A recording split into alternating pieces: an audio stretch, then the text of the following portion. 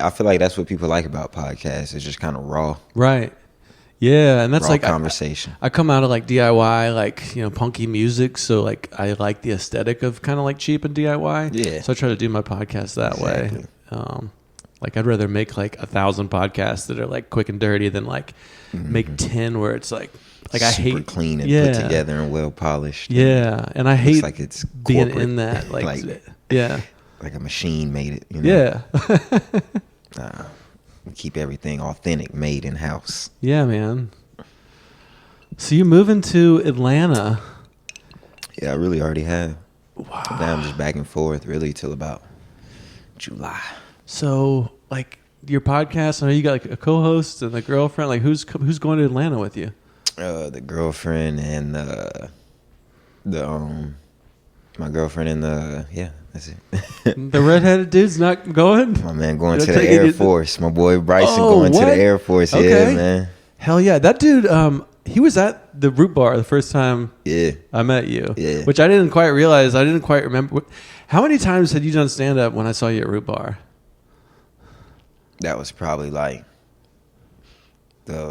maybe like third or fourth or something like that. And was that last fall or something? Yeah, that was like pretty recently. Yeah, I started in July last year, so we're coming up on 1 year, man.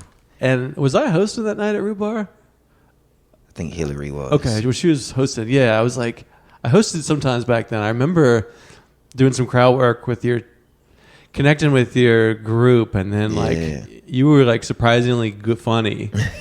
But then I didn't know that there would be so much more to you. I was like, well, because sometimes usually it's just that you're like, well, that was unexpectedly good, and you never see the good dude again. Yeah. But then it was like, you know, I mean, it's amazing what you've done. I mean, I think, man, appreciate it. And you're going to Atlanta. I mean, that makes me kind of sad because man, everybody's been because everybody does that. I've been here. I see everybody like get funny and leave, and it's like, but then people do come back, right? So that's nice. I mean, I'm trying to make it. I might have this thing worked out to where I can come back every month. Might have a monthly show in the works. Yeah, but yeah, I do. We're about to do a show June 30th. Produce a show, and if it goes well, I'll be doing a monthly show, and so that'll keep me back. But I mean, Asheville, that's my stand-up home. I'm always gonna come back up here, you know. Yeah, we're the reason you're so funny. Man. You started in Atlanta, so he wasn't nothing without Asheville, man.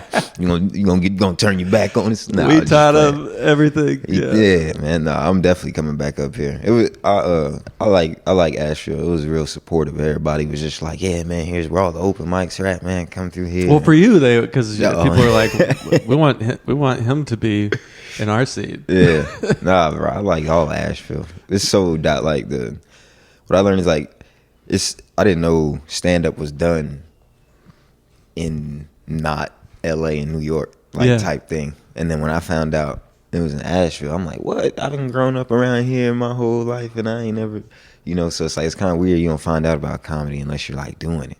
It's like the mob, like it's like it's secretive kind of until you find out about it. Yeah, and then there's other rooms you know about. This thing of ours. Oh yeah, he's a friend of ours. Yeah. Well, I mean, that kind of speaks to just you. I mean, your positive vibes, like your tone. I mean, people want to tell you those secrets early. Sometimes it's like, this guy's been around for a couple of years. We're not going to tell him about the other places. It's like that. That's cold. I mean, I don't know. I think when I started, it was like.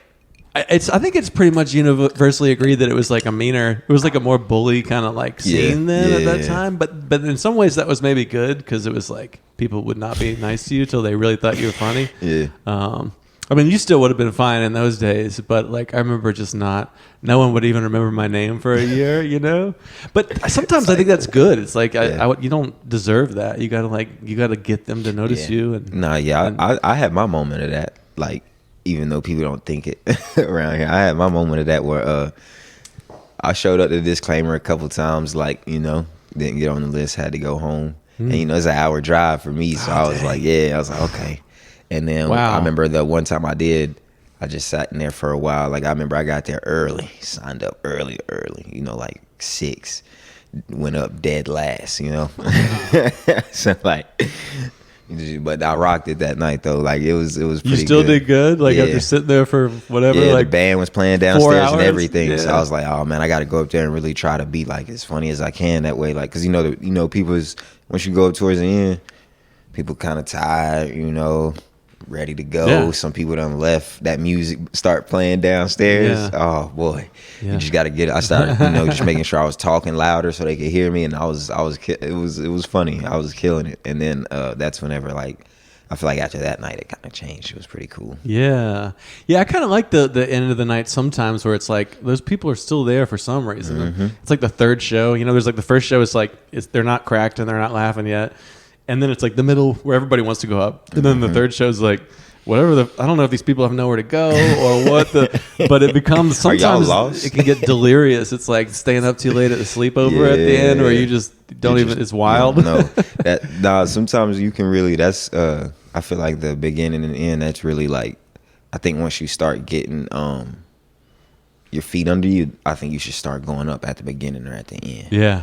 Just so you can feel that. Yeah. Like, cause like running with weights it's on a easy. little bit. Yeah, it's easy to kind of get in there when it's going. When somebody done already 2, 3, 4, 5 comedians done got them laughing, been killing.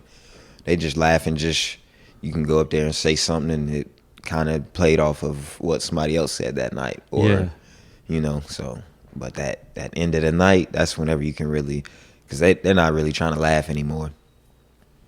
It's just what it is. I've been to a comedy show myself where I wasn't trying to laugh anymore. Like I was just ready to go home. Like the show's going good and they're funny. I'm just like, yeah, I'm ready to go. Like a show I actually bought tickets to. Like went to see Mike Epps, and I'm watching, and I laughed, and I was like, the show was great. He ripped it, but he was still going. My stomach was hurting. I was ready to go. Too so much. So if you can get their attention and make them laugh at the end. What do you think is like harder, making them laugh at the end or making them laugh at the beginning? I think the beginning, but sometimes if I am there for 4 hours, like you said, it becomes hard to be in a good mood still. Yeah. You know what I mean? Like I'll be like, it's hard to like just keep the negativity out of my mind. Mm-hmm. So I think I think I can do better at the end, but sometimes my own like ego gets in the way of that. Whereas at the beginning, yeah, I don't. You serve a purpose and you see it get better. I go up early a lot because like early on, I have kids and stuff, so people know I don't like hang out afterwards. Yeah. But sometimes I'm like, I gotta go up early again. Like it'd be nice to throw me in there like while it's warm once in a while, like and that does happen. But yeah, I mean, I think the end can be interesting, but yeah.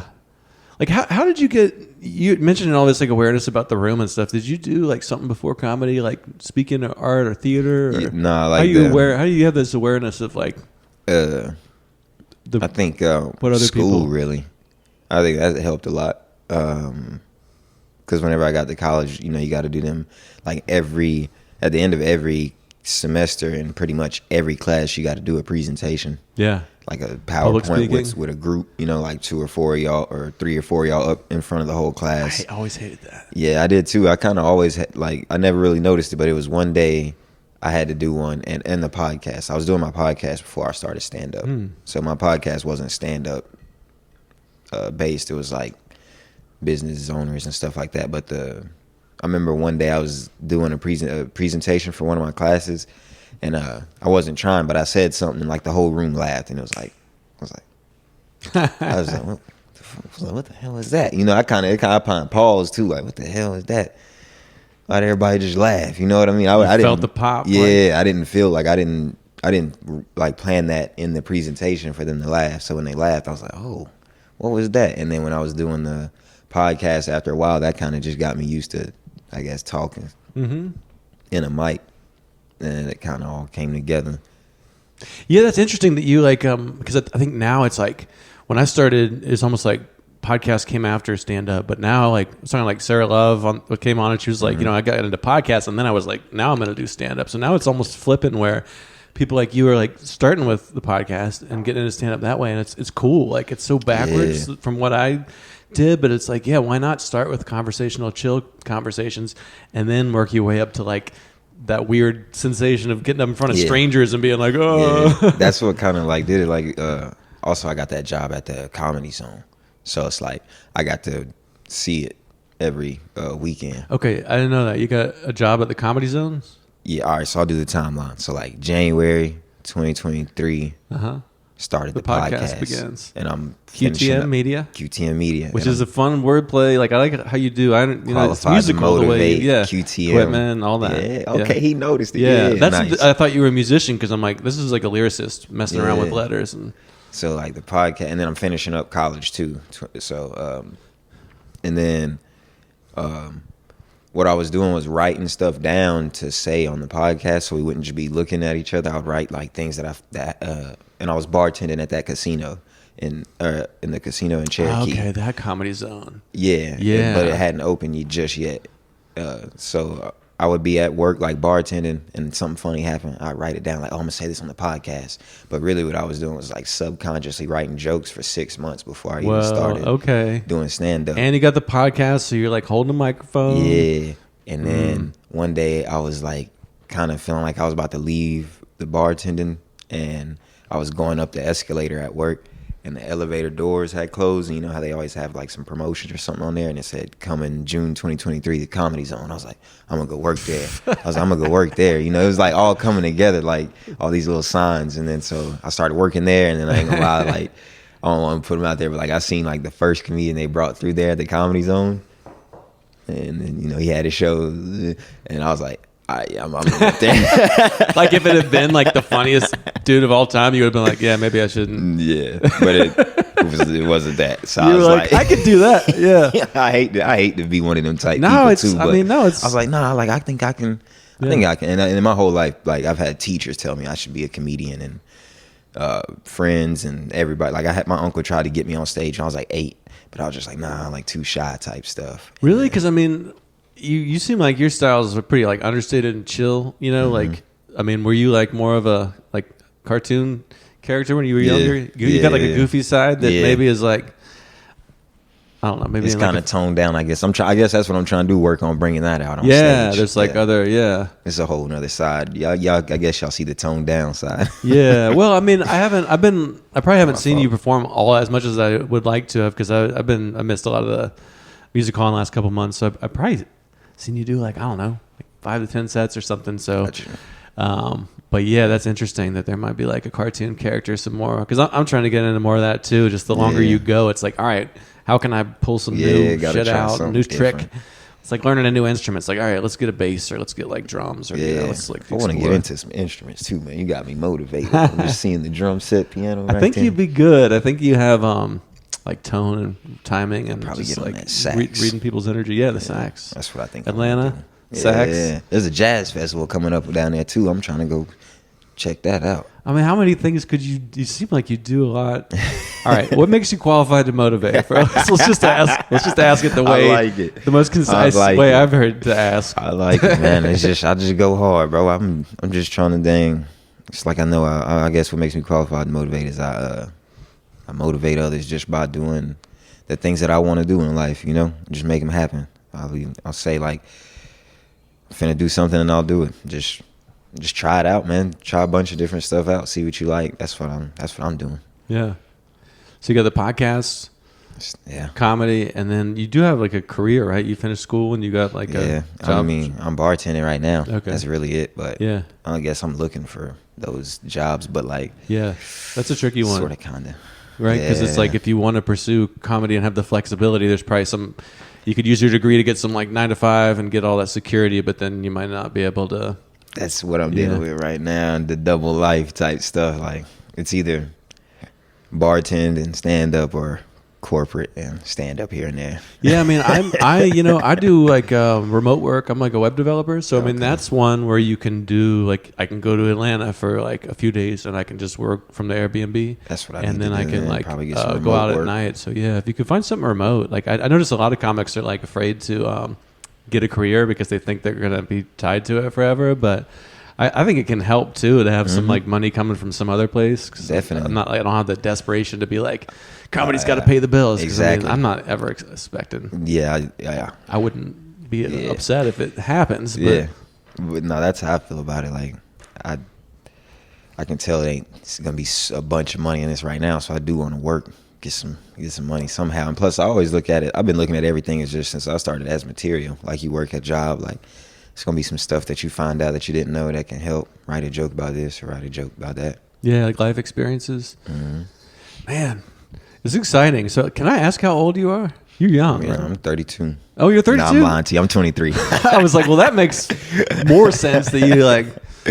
Yeah, What was the real answer man. again? 23. 23. Okay, yeah, Yes, that's sir. fine. So you flipping those letters again? That's Is what this I like do, is that yeah. like part of your? That's one of my jokes. Like people meet me, I'm like, yeah, I'm 32. I'll say it with a straight face usually, like when Yeah. I'm just messing with you. But I'll say it with a straight face. They're like, oh wow, okay.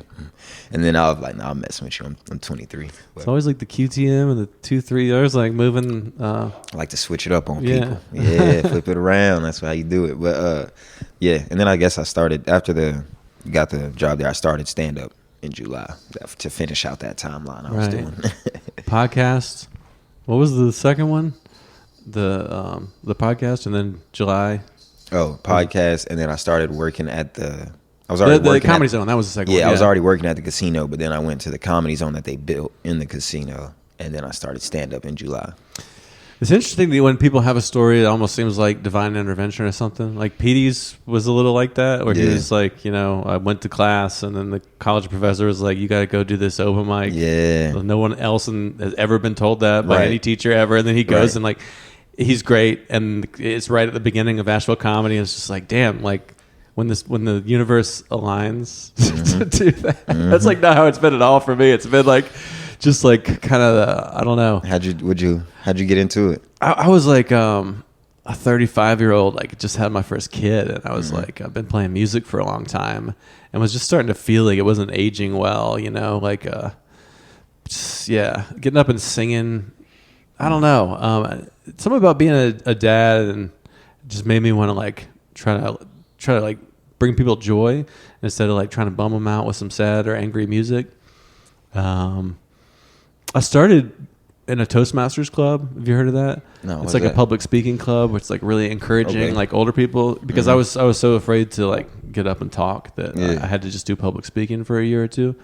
And I wanted to learn how to do little stories and jokes between my music songs. But then I got so addicted to the comedy. jokes. I was Yeah. like, I had to carry the fucking drums and the PA and everything Yeah. in, and then you just play for 2 hours, and it's like, did people even acknowledge there's a show? Sometimes you don't know.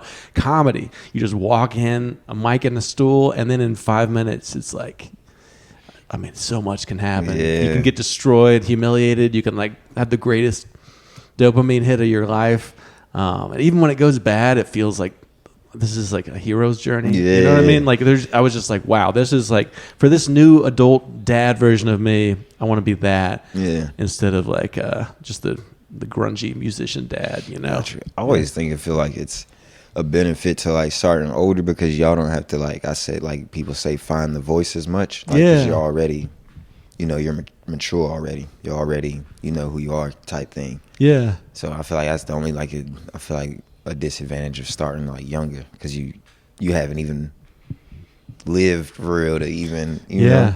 you Yeah, gotta- but you seem like I just say things on this podcast, and then later I'm like, I don't even know if I agree with that. But you seem like you kind of have like a little like wise beyond your years quality, like you old kinda, soul. Yeah. I've been So I mean, told that because I think what before. you said is true. It's like a lot of Yeah. people in their 20s are just like, You like, just bumbling around, man. We Yeah, out here just out of bumping control, around, trying to drink- figure out what we trying to do, man. like when I was in my 20s, like my band got to play the Orange Peel, and I was just like drank too much, and I was like, yeah, it's the Orange Peel. Next is going to be like, I was just really kind of pretty full of myself, and then I had to suffer a lot of like humiliations, and then having kids is like, okay, now you really are like, you're serving this, keeping this baby alive. Yeah. So I kind of needed to get my humiliated and get my ass kicked in order to like really become me. But then it's cool that I feel like your generation too is more positive. Like when I looked at the like I don't know, like your podcast is like cool and chill, but it's also like life affirming. And like Yeah. when I was like growing up with like the 90s, I feel like there was a little bit of kind of like,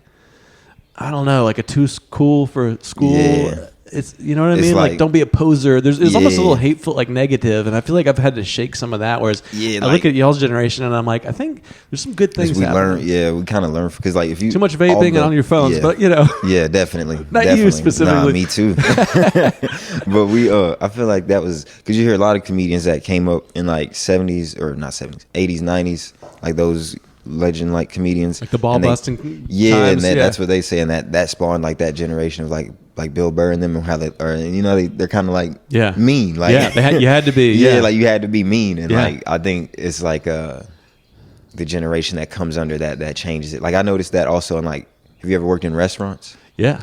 You ever notice, like, I guess, your generation of people who would come up, they came up watching, like, Gordon Ramsay. Oh, it's like, that's how you got to treat people in the kitchen for it to be successful. Yeah. Like, that's what I think happened. Like, people just thought that was the way, like. Yeah, got to be an asshole. Like, fuck you. Your food tastes like shit. Your jokes suck. Yeah. Everything.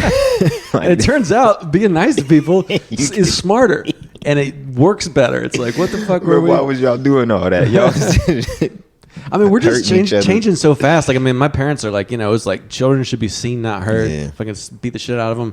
So it's like, maybe it's just an extension of that. Now I'm like 20 years older in this generation. So I'm like, yeah, there's like, we're making progress, you know, like, but what's weird, I don't know, I don't have kids, so I can't say it, but I did get like whoopings growing up. I think those are hype. Not like a serious, I know. Not like a serious, like, don't like beat your kids. Yeah, there shouldn't be any like marks on them. You know, but like I feel like that was a quick way to learn as a kid. Your parents tell you not to do something, and then you do it, and then they just like, you know, smack you on the wrist, or like, or if you talk back, like hit you in the mouth real quick, you like, I'm not gonna do that again. Yeah, it's just like a quick. I know. I should be able to do it. I don't, but like I agree. I think it's because I live in this liberal bubble. Oh yeah, you don't. I go out to like the rural areas. You don't want to go to jail. No, exactly. Yeah, that'd be crazy. Get canceled for that shit. Yeah, like that's wild. I think I got whooped as a kid, and I think it helps. Yeah. Like, well, but living proof that it's like, because like my wife has like a bunch of brothers, and they're like all like hunters and wrestlers. They live in like rural Pennsylvania. It's a totally different culture. It's like very like church and like very like red state kind of energy, and they don't like send their kids to therapy or any shit that we do around here. They're just like, fucking man up, quit being a pussy. You know? Yeah. And it's like, then we go hang out with their kids, and they're so well behaved, and my kids are like talking back and shit, and I'm like, I can already see, I'm like, I'm not hitting them, paying for therapy. Like, what's these fucking on? Rotten kids. Like, this is proof that like, I don't know. Yeah, there's like, I mean, I also think like there's balance between it. Balance, yeah, and it's like everything's so divisive now too. So I kind of like trying. Like one of the things I want to do with comedy is like live between the two worlds, because I feel like I'm 44, so I kind of understand. You got like both sides. Yeah, you got like the rough way of these coming old up. people that aren't like accepting trans. Like, just let them be 80 years old. They're gonna die soon. Yeah. Like, we don't need to spend any time. That's how I feel. About I don't agree with them. They're gonna die soon. But it's like, I'm not gonna spend Thanksgiving dinner trying to like just, you know, hate on them for being like, it's like they're just 80. Fucking, it's fine. Just let them. It's not going to change. Yeah, you know, I'm black, so I've had to do it like that, and it's like their opinion of you is not going to change. Like, they was born that way. Yeah. They're going to go out that way. Cause just let them rock. They about to be out the way. Let them go. Yeah. Yeah. I mean, I think your brain does kind of solidify more. Yeah. It's like harder to be flexible and change like how you see yourself and think about things. I've been living a long time. Like, and plus, I ain't gonna lie. Like, once people get to a certain age, I'll be like, man, you kind of get the right to be an asshole. Like, fuck yeah. Yes. Once you turn about 70, 80, like, you can be mean as you want to be. Like, you've been here seven decades, man. It's a long time. Yeah, just for staying alive this long, you can be an asshole. Because it's not like you don't have any power at that point anyway. It's like whatever's gonna happen is gonna happen. That's like one thing I think I would like to see a little more from in the young folks. You know, I think there's a lot of good ideas, but I think it's like sometimes people that are like in their 20s, not you, are like, you know, you're not tolerating all these changes, old people. But it's like, well, you're not tolerating them being fucking old. Like, we all just need to like try to be more understanding. I've been trying to do that lately, put myself in other people's shoes. Like, every situation I get in, like just earlier I was telling you, my car got towed today, or last night, from the place I live at, just because I didn't have my placard in it was right there in the seat. And you know, I had to like think like, you know, like, of course you want to go to the place and like yell at the dude, like, man, it's just like his job is to tow the car and bring it here and collect the money of the towed car. Like, it ain't no need for me to give him all these, like, I messed up. Like, just keep it moving. Look at it from his point of view. Yeah. I'm just doing my job, bro. Like, Yeah. I just, Are you able to like kind of move through the world that way as far as like, I mean, it kind of goes back to you were saying like we rather go up first or last. And I think sometimes if I'm sitting there till the very end, that's when it kind of, I can start to lose, you know, the sense of like, hey, let's think about what everybody else is trying to do in this room. The host is busy. There's other people that came in. Like getting upset is only going to cause more problems. Like, are you able to like, how do you know that so young? Like, like what it is, was there something that specific, or you always been that way, or can you kind of speak to that approach? like, So I think how that's I the just, great secret like to my success. Hakuna is, like, Matata letting type of shit vibe. roll off your shoulder. Yeah, yeah, exactly. I guess a big one is my mom. She taught me early, like, there's so much stuff that's out of your control. Like, why is you gonna stress over it? Like say you got a bill like coming up and you can't pay it. Like, you know you don't got the money to pay it. Why would you sit there and stress over Yeah, it? why make it worse by sitting there playing that shit in your mind? It's like, keep it moving, bro. Like, come on, man. I don't know, just, man. And she modeled that too. She didn't just say it, but yeah, I think that's how you really. Like, whoa.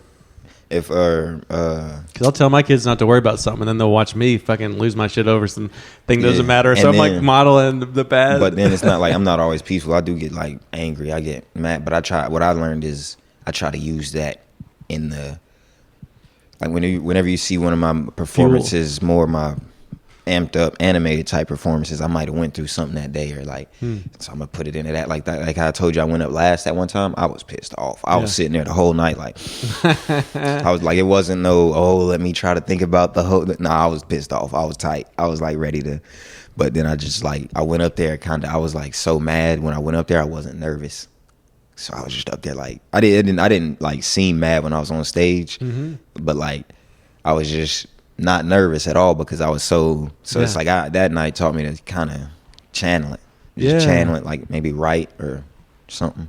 Yeah, it can. I think like being a public, getting up there can like alchemy can happen. Like between like I'm always like so tired when I go out to comedy. I never want to go out because I'm like I worked all day. I have kids. I'm getting old. Right. But then as soon as I like start to get like you're up next and you're walking up there, it's like it just changes your physiology.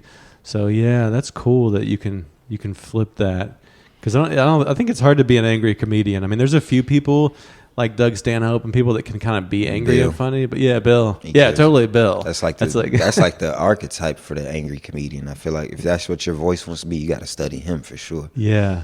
So you don't do it. He does exactly, but so you can see, because he does it perfect. I don't think I could do that. Whenever I'm mad, like, because I told you I'd bartend and I'd write.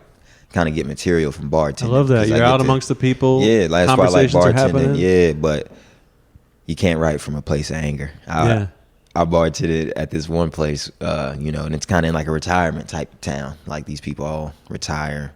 These people all halfway through the year, they live in Florida, and then when it gets too hot, they move up there in the mountains. Yeah, relax. Super rich people. So super rich people, super entitled, super rude. Right. And man, I remember one day, I'd like whenever I'd get a break in bartending, I'd go write some stuff. And then I remember one day, the next day I woke up and went back and read what I was writing. I was like, bro, this isn't good. Because I mean, it's all retired old like white, like if you got up and read that at Asheville Music Hall, we'd be like, whoa, yeah, Dante's like it was, bro, like it Are was. You all like, right, man? Bro, that's exactly how I was looking at it. Like it was, and it's a town full of it's predominantly white people, right? So older white people. Yeah, bro. I went back and read that next day. I was like, bro, you can't do. You look this looks racist. Like you can't, bro. You can't be.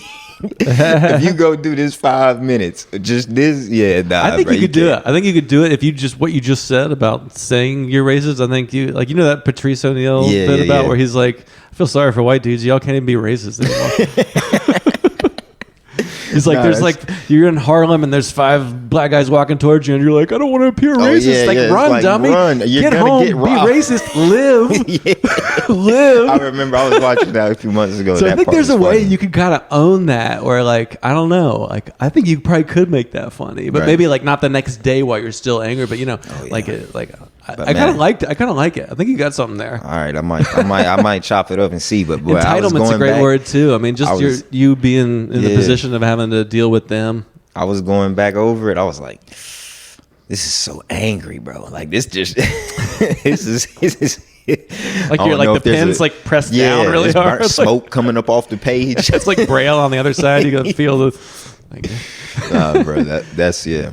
I like the writing though. Writing is fun for me. you always been a writer before like podcasts? I always like write. Even in school, I knew I liked reading and writing. Like I'm the the left brain, right brain thing. Yeah. I'm not math and science. I'm like history, English, Right. all that stuff. Yeah. And I always like writing.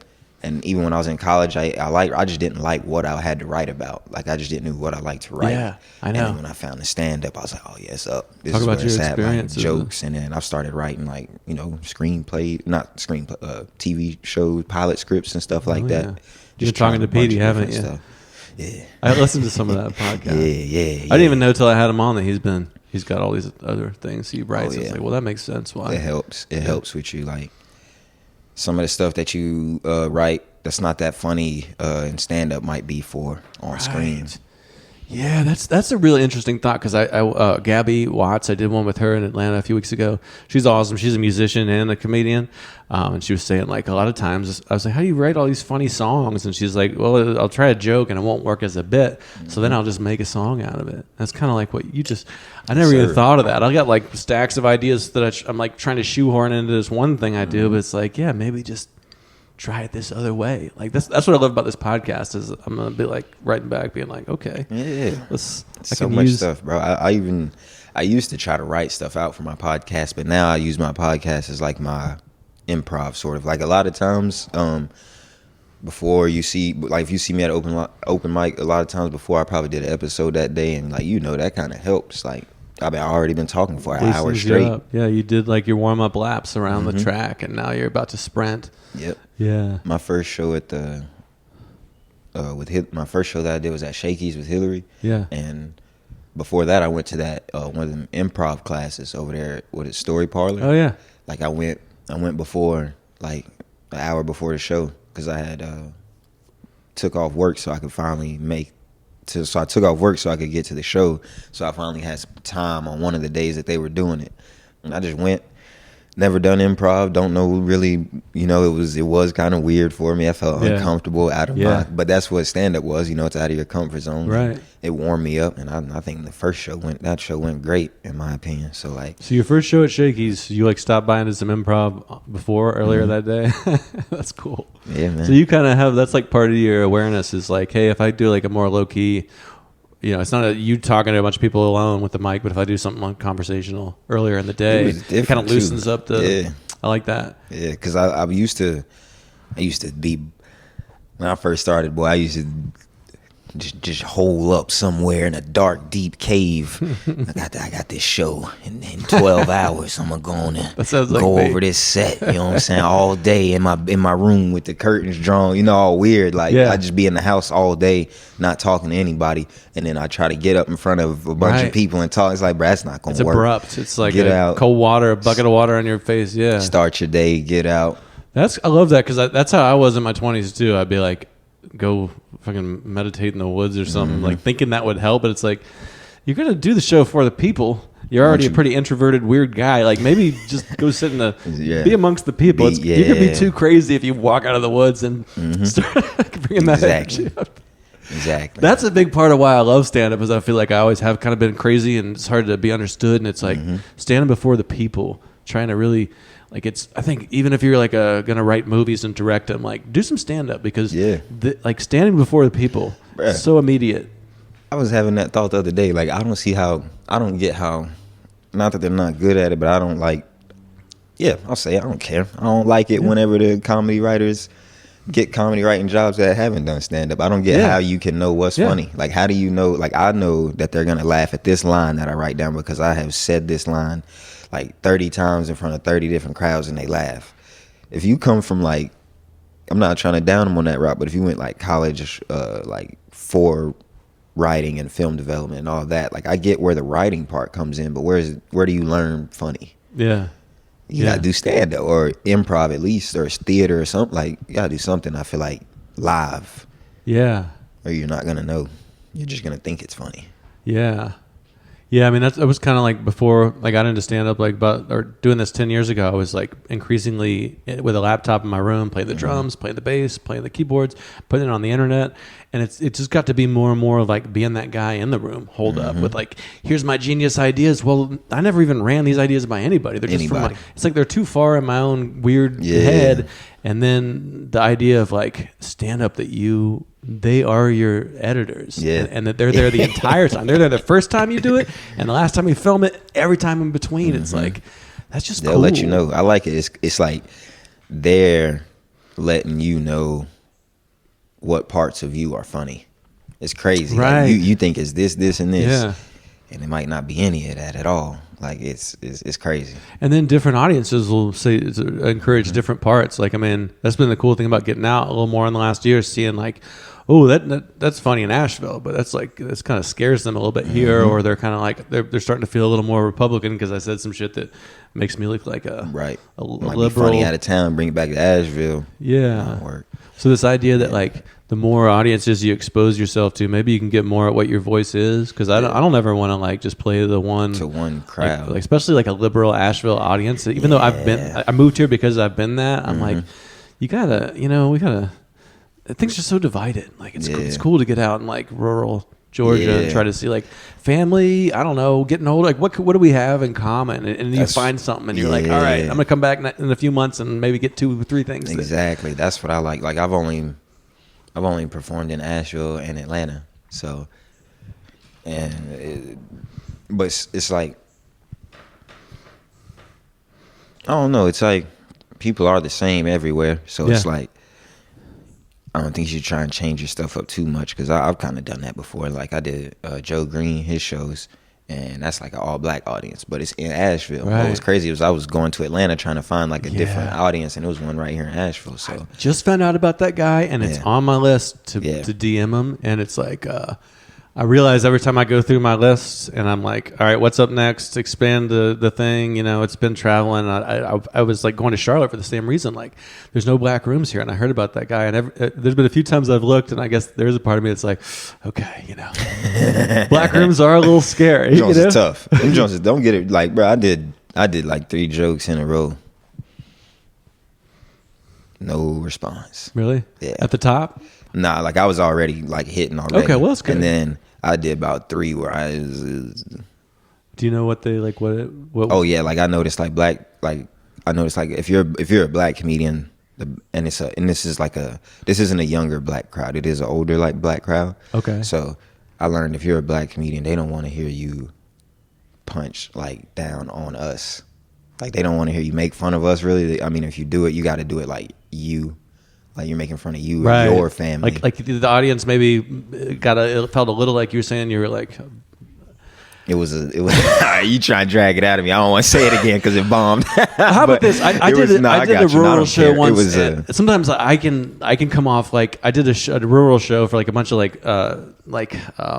just kind of like rural white audience one time, and somehow the glasses and it started seeming like I was like talking down to them. And I could not get out. Was it kind of like that? Or? No, it was like I said basically I was saying I was stuck somewhere and I didn't care how I wanted to, how I left. I didn't care what vehicle I left on. I wanted to leave, and I was like, helicopter, something, slave ship. I don't even damn. I thought it was funny. You thought it was funny. They didn't. Okay, yeah. they didn't. They just kept. They didn't say nothing, and they just didn't. But I saved it in the end. I had one joke tucked off that I knew would work. I got one in the cut that I save at the end just in case it ain't going well. I always know it's gonna work. But so you're smart. Yeah. You gotta have one in the tuck. I learned. I still don't have that. I'm just like, oh shit. Now I don't have. I just put all my chips in. Nah. You gotta have one in the cut. Like that's a good idea. Keep one in the back just in case. Now if that one that you got in the back don't work, then it's time to go on and tell them good night. Yeah, the one in the back can't be like even more offensive. You're like, nah, this is a complete different topic. Like I noticed black crowds, older black crowds, they do like sexual material a lot. Yeah, like, if you got some funny, you got some funny dick jokes or something every now and again, as long as you're not doing it too much. Yeah, just But sex jokes or relationships type jokes, they really like them. It's more like real. Like when me and Chesney was talking. I got an episode with him. I got a drop, and we basically said like with like white crowds you can do fiction. Well, with black crowds you got to do nonfiction. It's got to be like your life, your family, your kids, your upbringing, your story, stuff you've been through, how you see the world. That type stuff. You can't just do that funny joke that you wrote where it doesn't really have anything to do with anything. You just wrote something funny. Yeah, like Stephen Wright or something where you're or like a topical joke, like something you seen in a headline and you wrote a joke about that. Like they don't really care too much about them. Yeah, from what I could see. But I've only done like 2 black rooms. Yeah, that's about how much I've done it too. It didn't, and I don't expect to do well in them, like maybe even ever. But it's like the drive home from that bomb is like, wow, okay, there's something like really. I expanded whatever I'm doing with my little comedy journey, you know. So it's like if there's a way in town to go experience something that's really culturally different, like the worst I bombed was like the Hillbilly Jam in Maggie Valley. It was like a bunch of like white people there to hear banjos, and they're like, let's get some comedians from Asheville, and that was just not like we. Somehow it was just like I came off. I didn't realize I came in a little. I didn't like respect their culture enough, and like really, I just came in with my jokes, and then at some point I realized they think I'm just like better than them, and I can't. And no matter what I did, I couldn't get out of it. And it's like I don't think I'm better than anybody, and that I would love a rematch. Yeah. And I don't even know that I could do it well again, but it's like it's ever since then I've been like, all right, I don't just want to stick in these little rooms where you go like I'm in therapy and everybody's like, you know, it's like go for a room that's not gonna. That won't say anything. That won't respond to that at all. I'm in therapy, and then you'll hear nothing. Yeah. Like, oh, okay. So I got to work. Yeah. I learned that with hosting. Yeah. I got to host a few nights at that Comedy Zone up there, and that's another like different demographic for me. I love that you're just like. Just your story about like seeing the show, and then you're up there hosting like oh yeah. I mean, it's amazing what you're able to. I knew I was. It's awesome. Yeah. But sorry, I interrupted you. No, I appreciate it. It's good to celebrate those things. I mean, you're amazing. Thank you, bro. I appreciate it. But yeah, I knew I was gonna do it eventually. Like I just was working there and, you know, serving tables, bartending there, and like I was like, I'm gonna get him. You know, every day I walked in there, I'm just looking. You know, we're setting up, and I'm just looking at the stage, the mic sitting there, the light shining down on it. I'm like, yeah, I'm gonna get up there. And then it happens. Yeah, you gotta call your shots and take them. You know. Yeah, call the play and make the play, quarterback and wide receiver. Yeah, man. Yes, sir. But I got up there and hosted a few times, and I guess a lot of comedians in Asheville would have wanted to been there because that's what I would call my bombs. Because I didn't really bomb. It's just to me, you know, like hosting's different. Like it's not. Yeah. Like you said, I tried to go up there and just get into my jokes. Right. It's like, nah, for one, they're not here for you. There's a guy on the flyer that they paid to see. Yeah. You know, they know like you're only going to be right here for like 5 minutes, get out the way type stuff. And you can't just go with jokes. And you know me, I get pretty wild sometimes. I'll say some out there stuff and it's just like, nah, you can't really do that. You got to. Comedy Zone kind of wants clean, and especially a cold room. It's like, host said, and it's like first you got to just get them clapping, say the headliner's name, just get them to be a fucking cohesive audience. Yeah, you know. But I don't enjoy hosting, but it is good. And then you got to like keep paying attention the whole time. You can't just do your set and be like out. I enjoy hosting though. Like it kind of sounds weird. I like hosting the open mic. I don't like hosting shows. Okay. I'm just the opposite. Really? Yeah, because it's like my worst nightmare is hosting Wednesdays. I was just like, really? I only did it once, but it was fun. It's like no one wants to go first, and now we're in the middle where it's good, and you look for that one person's up next. Every one of your friends is looking at you like, I should be up now. It's like you don't all get to go up now, and then there's people at the end, and it's like I'll host if it's like 4 people and they know the order, but trying to decide, I don't know. It just really fucks with me. You got to do it like PD does it and be like, you're first, you're third. You can't be like, would you be all right with going? Because everybody's such a baby. Yeah, I would. You realize these people are horrible narcissists. Every time I host like the music hall, I'm like, we all are. I don't even want to see these people again. Yeah. No, it was crazy. The first time I hosted, the only time I hosted the disclaimer. I'll be hosting again the 15th. But the first time I hosted, it was like that first 15 minutes before, yeah, like I was losing my mind. Everybody walking up to you, hey, and then people like not, oh, I didn't get on the list, and this and that. I'm like, bro, I got here. It's full, bro. What you want me to do? It's full. I can't. Yeah. I just put people in the order. I don't make no, you know what I mean? And so I was really like not liking it at first. Like I was like, bro, this sucks. Like I'm never doing this again. But once it got started, that's when I started liking it. Like it's like, okay, cool, because the pressure's off. Like it's not. That's what I learned. Once I learned like they're not there for you. That's whenever I started liking hosting. It's like, oh, I'm gonna do whatever. This is a whole new open mic just for me. Like I'm gonna just. Yeah. I mean, I'm gonna try to keep the energy up. I don't gotta say too much. I don't gotta make them laugh that hard. Of course, you're gonna try because you always want to kill. But, but it's a different. Try to I try to set people up, like try to set somebody up with a punchline or something, I guess. And you've been hosting a podcast since before, so I mean that's what I like about your podcast is that you have a very like supportive, like chill kind of energy. You're not trying to like steal the show. So I mean I think that probably helps you host a comedy show because you're a host, you know how to do it. So you just maybe it takes a time or two to like port that skill set to the stage. Yeah, I guess with the podcast and hosting it like was. I would catch myself talking too much sometimes. Like, dang, I just like I gotta let them do it. Like it's their thing. They're the guests. They're the, So that's when I learned to like start asking questions more and shut up. That's been my journey. This is like the 24th one, and I think I'm getting better. The first ones, I'm like, man, I talk way too much. I'm interrupting people. I was like editing, and then I'm like, editing takes forever. I need to just learn to be a better listener. Mm-hmm. But then you also got to be forgiving of yourself for not being where you want to be. That's been a big part of comedy too, is like just trying to be like, yeah, I could have done a better job hosting that podcast, but I'm going to throw it up today and I'm going to do the next one. And I'm going to it'll just come into focus. Going. Yeah, keep going. Because I see a lot of people will just like get frozen up trying to edit their first podcast for a year. Mm-hmm. So you just got to like throw it up there. Like I did 3 early ones where the sound is terrible. I had these mics that didn't work, like Petey, Josie. That's how my first couple. If you go back, my first couple episodes, it sounds terrible. Yeah. It's garbage. Yeah. Okay. So that's normal then. Yeah. Yeah. You don't know what you're doing, man. I didn't know what I was doing. I just bought some equipment. Let's see what we can do. I had my podcast with the first camera I bought. It was a photography camera, so it really wasn't for video. Yeah. It would only run for 20 minutes at a time. Same exact thing. And I was like Googling it, like, how could this possibly be right?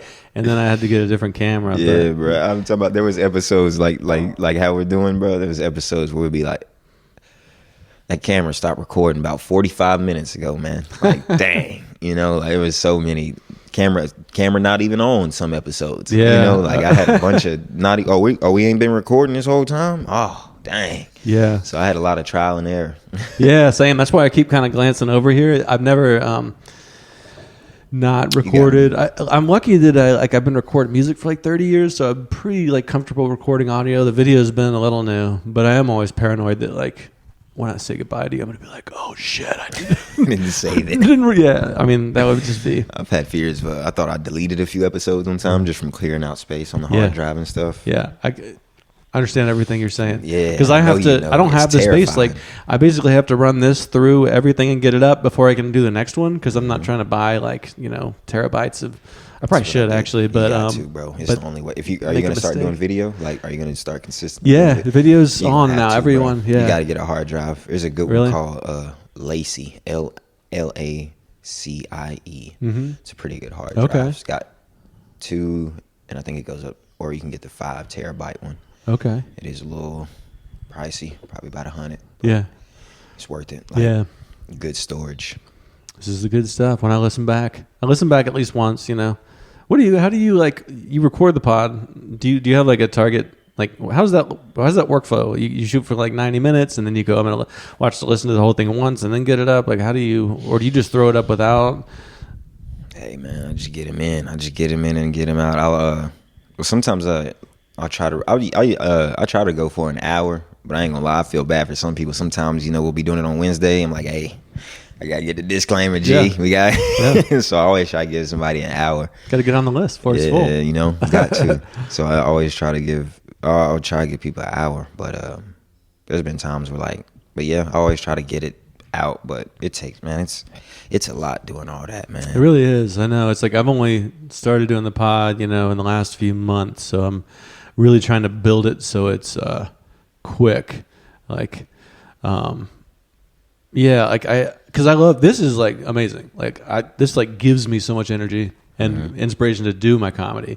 But then hooking all the cables up and all that shit, you know, it's kind of like, how do we make that as clips like, on social media? Yeah, that's a whole nother beast too, bro. That's a tough one, man. Because I right now I'm just pulling. I still do those manually. I experimented with Opus a little bit, but I also feel like people maybe don't want to see my fucking face like every day. You know what I mean? Like trying to figure out how much you should post. You got to.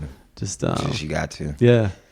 Just think about all the people who haven't seen your face. That's how I look at it. I know, like, yeah. And you're coming at it like you're growing up with this, so I'm kind of going like, yeah, I guess this isn't just a fad. This, you know, like it didn't start till I was like in my 30s, so I'm kind of still going like, what is happening with this podcast is booming, man. Everybody's got one though. It's crazy, like, and it takes a while. Like, it's a slow grind for sure, but I kind of like that. Like, I don't want to, like, I haven't posted any stand-up. Like, how do you feel about clips of your stand-up? How do you feel about that? I haven't posted. I have one clip that I posted, and I took all the old ones that I posted down. Oh, really? Yeah, I'm trying to figure out how I feel about that. Like, for a long time, I was like, I don't want to burn my material.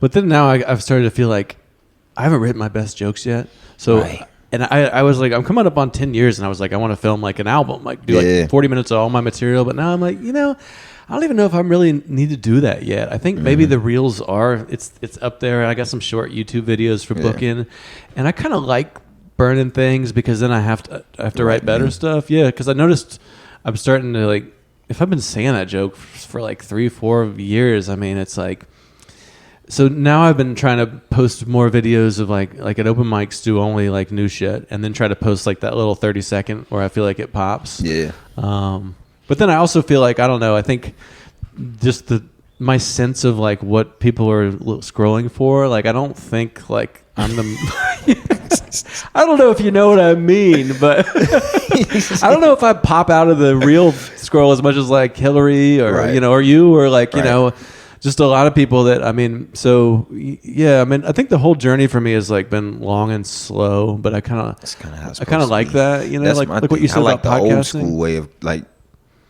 getting on in comedy, you know, they like get good, get noticed, get paid. That's how they like say it. Yeah, I don't really like the new way of like doing it, which is weird because I should, because I'm the younger, you know, but I don't like the whole putting up clips because I feel trying to go viral and then because you're gonna be cheating people, bro. You're gonna like I haven't posted anything, and I didn't even want my podcast to really like go viral like that until I got good at doing it, until I knew what I was doing, because I feel like this is how I explained it to my friends. Like, somebody asked me like, why don't I post? I have a bunch of my stuff recorded. Like, I think I started recording my stand-up after about 3 months, so I've got like, I could probably put together, you know, something crazy, like, but I just feel like, how do I say? Okay, so say like I post a clip, right? Right now, post it, and it gets like 1 million likes, it gets 1 million views, right? It's like, oh crap, and then I get like 100, 200, 500, 600,000 followers, like overnight, all in one night, and then Bill Burr, Kevin Hart, somebody, Dave Chappelle calls my phone, hey man, I seen your clips, man, I want you to come open up for me right now, tomorrow night. Oh shit, like I don't even got 20 minutes, I don't even know if I'm funny enough. You could like, do 15. You know what I'm saying? I could do great. 15. Yeah, like it'd be great. And then you get up there, and I see what you're saying. You know though. what I'm saying? It's like, I mean, and I'm like the total opposite. Where I'm just like creating this huge body of work. So if the day ever comes, and I don't even expect it to, because that's the nice thing about starting older and having a career. It's like, it's all there, you know. And with each year, there's like more of it. But I also feel like it's changing now too, where it's like kind of have to. Yeah, but I try not to think that way, because like I try not to think like I don't feel like going out tonight, but I have to because other people get better and I won't, or like the fear-based stuff. I'm trying to. I mean, I have that voice in my head for sure, but I'm trying to, I don't know, do it in a way that feels as fun as it can be. I feel you on that. I get like that too. It's like, a constant struggle. I haven't been up in a while. Yeah. I ain't been up. I ain't got up. You feel like you cheating. You be like, oh man, I ain't hit up in mic. I ain't been on stage in a minute. But the grind culture, and you hear it in the podcast. Get up every night if you're not getting up, and then it's like I'll be like, I'm tired tonight. I'm gonna stay home. Let's watch something, and then I'm halfway to the movie, being like, beating myself up. I can't even enjoy the fucking night with the movie because now I'm like. So it makes you go crazy. That's comedy in other ways, though. I think people understand. Like, if you're a comedian, you are a person who creates comedy. It's not just stand up. So I'll like I think if you stay home and write, that's just as good. Yeah. Or if you watch, even if they say like watch a 10,000 funny hours isn't just movie, performing. It's like watch a funny movie, go out. Like you got to live to get the story. That's how it is for me. Definitely. Stuff happens and I'm like, oh, that's funny. Yeah. I can write this, and this about it. Like. And there's different like styles of comedy. Like Hillary was on talking about that. Like, you know, I've been crushing it since day one. So it's like I go out and live life. I don't know what a setup punchline is, and like that's working great for her. Whereas there's some guys that do just write the setup punch for years, like Dimitri Martin or something, and then they come out and do it that way. So that's one of the things I like is we call it all stand up, but it's like there's so everybody's many. yeah. That's the thing. There's no advice. Find your lane. Yeah. Everybody's got their own flow. Like what's your writing process like? How do you get up, sit down, set times? Or? I used to, like when I started out, I would just write all the time, just like typing into the Word docs, you know, all the long form ideas. And then more and more and more, I've tried to just have it be like one word. Now I do it like so you got the book on you? Yeah, I wrote, you got the book on you? in case I needed to ask you stuff, which I didn't. But now I do this thing where I do like a circle. See how these things are like circled? So it's like says like Stonehenge, session in on them, weed and guns, and fake Netflix. So it's like I can quickly flip through, be like, those are the bullets, but then I'll write like descriptive words and shit. But it's like I like it, bullets, you know. And because I used to try to get the words memorized, and I think that's like the worst thing I can do. Is it needs to be conversational. What about you? Yes, sir. When you see it, my boy, it gets it in. Get the notebooks out. This hasn't happened on the podcast yet. I get it in, man. I'll do like a lot of stuff you see in black ink. That's all stand up, and in the blue ink, it'll be stuff like got a system. Like the screenplay ideas and TV show and sketches and stuff. But yeah, that's I just awesome. like to write about. You keep the 2 pens with you, and you got the system. I don't think I got them right now, and I started writing in blue the other day because I didn't have another pen. But let me see. Let's see what the latest. I'll just do one quick. What was my last jot that I wrote real quick? About done with this book. Let's see. Jealousy exists at the bottom of the totem pole as much as it does the top. I don't even know what that is. I'll just write some stuff. Sometimes it won't even be a joke. You just write. Yeah. It's an idea though. I mean, I could say I just got my brain thinking about some complex. Yeah. Being broke is something that doesn't creep up on you. It happens quick, fast. Happen to anybody. Yeah. So that's I don't know. That's just how I like start something. So you delivered the second one with like, I think that's what got me with the. Yeah. Do you think about like delivery and just tone and timing? I'll write it how I want to say it. Oh, really? Like, what does that mean? Like that's how. Like accents or like pauses or. Let me see. I think you like it's almost like music where you capture the rhythm of the. Right, look, like how I just said that one. I wrote it like being broke is something that doesn't creep up on you. Put the comma right there. It happens quick, fast. Put the period right there. Put parentheses. Can happen to anybody. Like, okay. I'll try to write it exactly how, because I know how I talk. So if somebody read it, they might not, because it's in my slang. It's in I know how I talk, how I sound, sometimes I got a little country twang just here and there. Sometimes I got like a little, so I'll write it exactly how I talk. And it should feel like almost musical. Yeah. So like rhythmic and Huh. Yeah, that's why I figured you're a musician, because I think you're like a vibes, tone, rhythm kind of performance, you know? I do like music. I don't know if I... Like Hillary was on, she's like got a very sing-song, you know? I mean, it's very different music than yours, but you're both musical. You're not just monotone. You guys are very like this like vibrant kind of I think that's just from all the comedians I grew up watching. I never really... It's hard for me to find a monotone like comedian that I like, you know? But I do kind of like Neil Brennan. Yeah. You know what I'm saying? Yeah. But like he hung out with Chappelle a lot, so yeah, you know. So he's funny. Like he gonna have that on. But I don't know. I just feel like it's ways for monotone to be funny, but I feel like sometimes you gotta just I don't know, get a little loud. Yeah. Or I feel like if you're gonna go monotone and stuff you writing, it's gotta be really, really funny. Because sometimes like just the way you say something, I feel like that's how I get laughs a lot. Yeah, I might not even say something that funny. I'll just say it a funny way. Oh, for sure, yeah.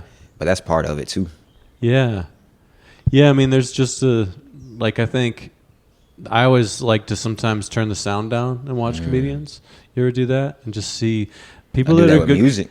Yeah, you can see what's you can see that it's good with the sound down. It's almost like even if you like didn't speak English, like I think you can tell there's a lot of things happening that are not the words and the meaning of the words. There's all these other things. So finding ways to watch comedy where you're like just seeing the movements. I think that's another reason why like Kevin Hart's so big, like overseas. Like yeah, right. He transcends language because he's like all over the place. If you just mute it and watched it, you could probably still laugh. Right. Yeah, he's still a mime. Like take all the words out, it's still fucking like pretty entertaining. And then on top of that, he's saying some funny stuff. Yeah. And then, like I said, even if you don't speak his language, like, all right. It don't even know if you know what that means. That's just funny. Like, just so it's like. I mean, that's what I love is sometimes people will do a joke and it's like an inside joke, and I don't know, but I'll still laugh because you can just feel like they sell it to you, even though you don't know, you know the thing. That's, you don't get it, but it's like it's funny and it's layers to it. Who's your top 5? You've mentioned some people. Dang, bro, it probably changes every time. Yeah, totally fine answer. Bernie Mac for sure. Not in order, but Bernie Mac, Dave Chappelle, Bill Burr,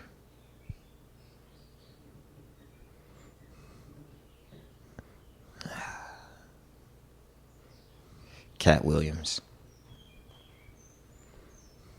Are you torn between two people or no? I just hate being young. Yeah, and so I got to do the ones that I like watch.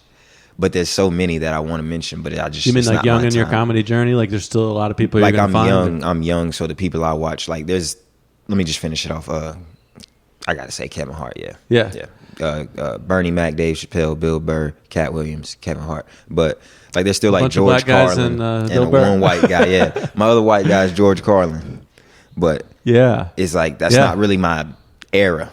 Like I can say that, but that's not. I can say he's one of my favorites, but that's not my. I like it when a songwriter now is like into Bob Dylan or I like all of them. I got some because those guys because you're liking people that have they're not just making the cultural references of your generation. So I think to me that's like more valuable that they're coming through time to you. Right. So it's got to be really universally true. Whereas like you can kind of get caught up in like this is just like. This TikTok and all the things my generation is doing or whatever. I don't even know what people in their 20s do. But see, dang, I love that. I gotta take Kevin Hart off and put George up there just because you did that to me. But I like George Carlin just because the way I don't see how he memorized all them words. Yeah, man. I know because he was a writer, right? I mean, I think he like sat down and wrote the shit out. I know that Coke helped out a lot. But yeah, right. I feel like that's why Richard Pryor and George Carlin was the best two comedians. Yeah, they did a lot. I know. Yeah, I know.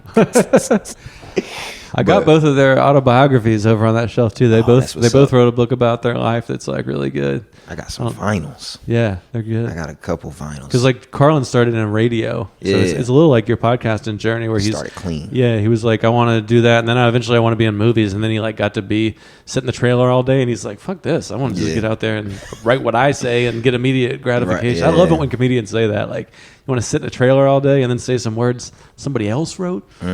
And then somebody else edits it. Fuck that. Like we have the freedom to get up and say. I feel like that's what's worrying me too. I feel like you got two career paths as a comedian, and it's either like a George Carlin, Cat Williams, Dave Chappelle type, or it's a Kevin Hart, Eddie Murphy. Who else is a Jim Carrey, Adam Sandler type.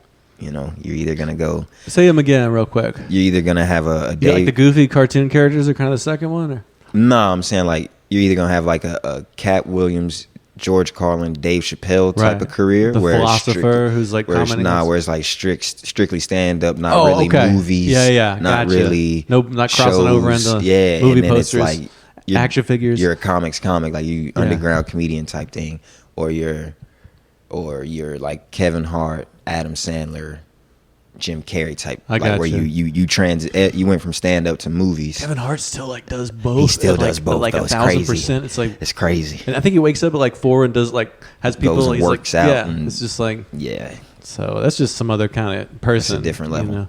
He's comedy's Drake. That's how Dave Chappelle said it. He's comedy's Drake, but I like that. Yeah, whether you're saying like you're like a pure stand up, that's what you do, or you're kind of like I started with stand up and now like movies, and that's pretty much how it goes. Like you don't really see Kevin's like the only one that really does both. But so which one are you gonna do? I don't know, bro. Yeah, I'm just shook because it's like I would I think stand up, but it's like I know whenever I get older, I don't want to tour that much. Yeah. Like I know I would want to. Yeah. I want to write some stuff. Like I'd like to write a TV show, write on a TV show once or twice just to see what it's like.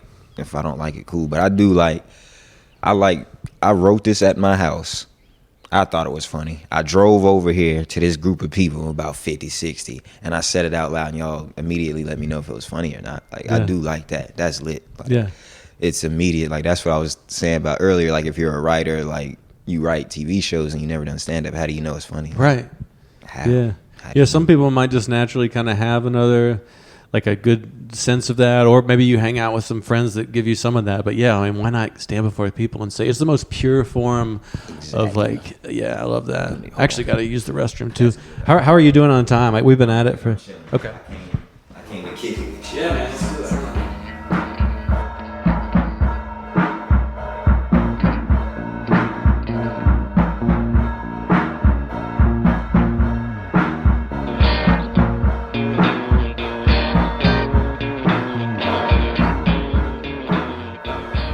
Crazy. I've only been towed from where I live up there in my college town. Yeah. I've been towed 3 different times. Colby? 3 different apartments. Yeah.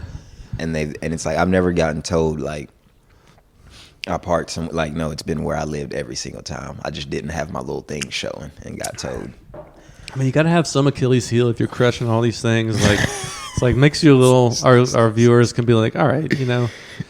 That's one y'all thing. Be killing That's one me thing. With that, y'all Asheville comedians be killing me with that, man. Well, you know how many times we've seen it. There's been a lot of waves. Like it's pretty special. You know what I mean? I mean, there. You know, you never met Moira? Did you like just miss her? Very tall trans lady. Moira.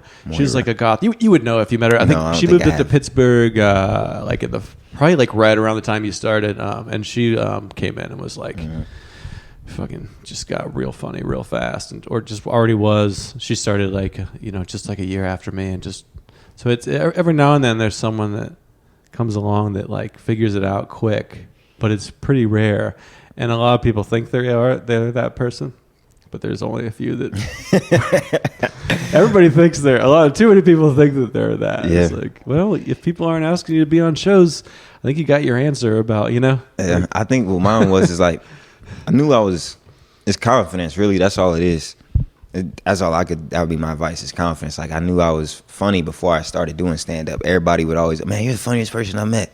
Or you, like I've had like different teachers like in different grade levels in my life like, oh, you should be a comedian. But when I was growing up, I like just as I